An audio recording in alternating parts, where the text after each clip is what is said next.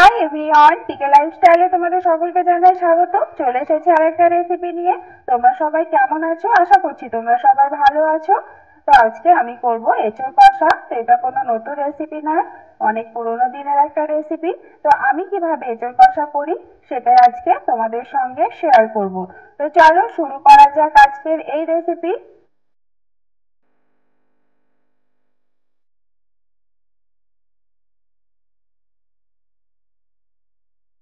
তো এঁচোড় কষা করার জন্য আমি একটা এঁচোড় নিয়ে নিয়েছি। এঁচোড়টা অনেকটা বড়, এটা আমি কেটে নেব।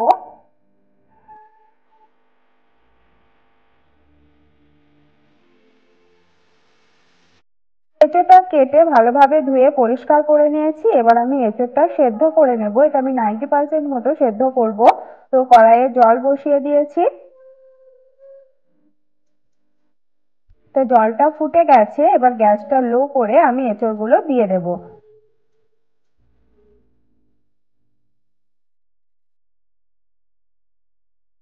এবার আমি এর মধ্যে দিয়ে দেব লবণ আর হলুদ।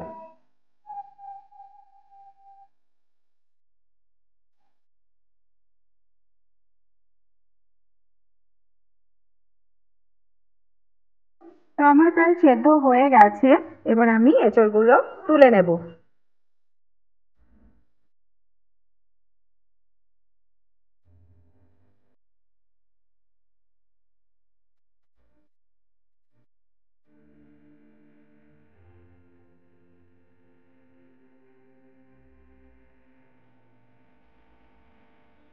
তো আমি একটা আলু ভেজে নিচ্ছি। আমি একটাই আলু নিয়েছি, তোমরা চাইলে আরো নিতে পারো। তো আলুটা ভেজে নিচ্ছি। তো যতক্ষণে ভাজা হচ্ছে ততক্ষণে আমি একটা পেস্ট তৈরি করে নেব।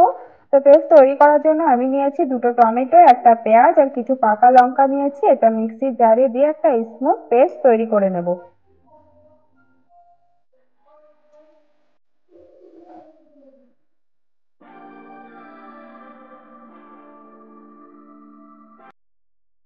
তো পেস্টটা আমার তৈরি করা হয়ে গেছে। কড়াইয়ের মধ্যে আমি সর্ষের তেল দিয়ে দিয়েছি, দিলাম দুটো দারচিনি, তিনটে ছোট এলাচ আর একটা তেজপাতা।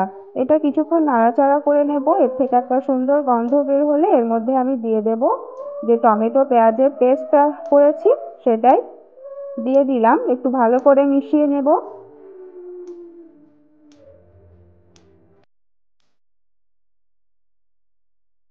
তো এবার আমি এর মধ্যে দিয়ে দেব 1 চামচ রসুন বাটা।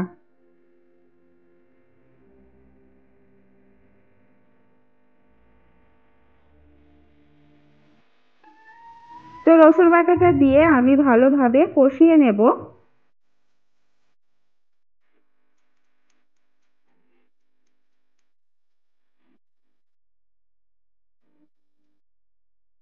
তো আমার কষানো প্রায় হয়ে গেছে। এবার আমি এর মধ্যে দিয়ে দিলাম 1 চামচ জিরে গুঁড়ো আর স্বাদ মতো লবণ দিয়ে ভালো করে মিশিয়ে নিচ্ছি।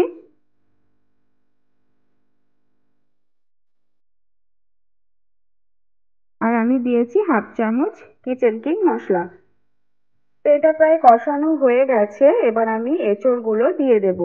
এঁচোড় আর ওই আলু যেটা ভেজে রেখেছিলাম, আলুটাও দিয়ে দেব, দিয়ে ভালো করে কষিয়ে নেব।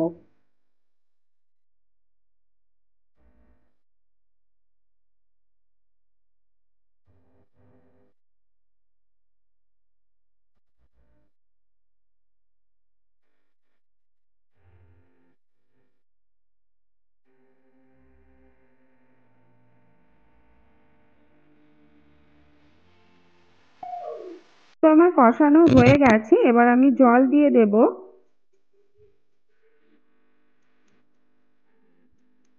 তো জল দিয়ে একটু ভালো করে মিশিয়ে নিয়ে এটা আমি ঢাকা দিয়ে দেব। 5 মিনিটের মতো রান্নাটা করে নেব।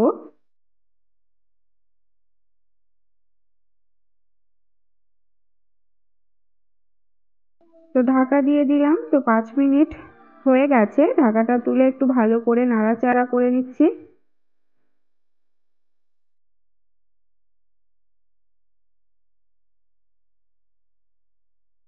তো সবার শেষে আমি দিয়ে দেব শাহি গরম মশলা।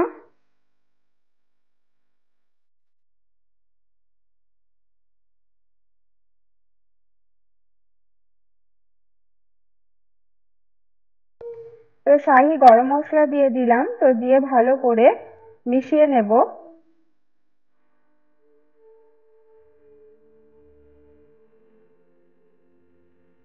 তো রান্না আমার হয়ে গেছে,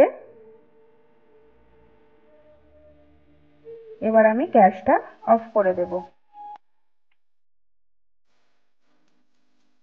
তো আজকের এই রেসিপি তোমাদের কেমন লাগলো তোমরা অবশ্যই কমেন্ট করে জানাবে, ভিডিওটা একটা লাইক করে দেবে, চ্যানেলটা সাবস্ক্রাইব করার অনুরোধ রইল।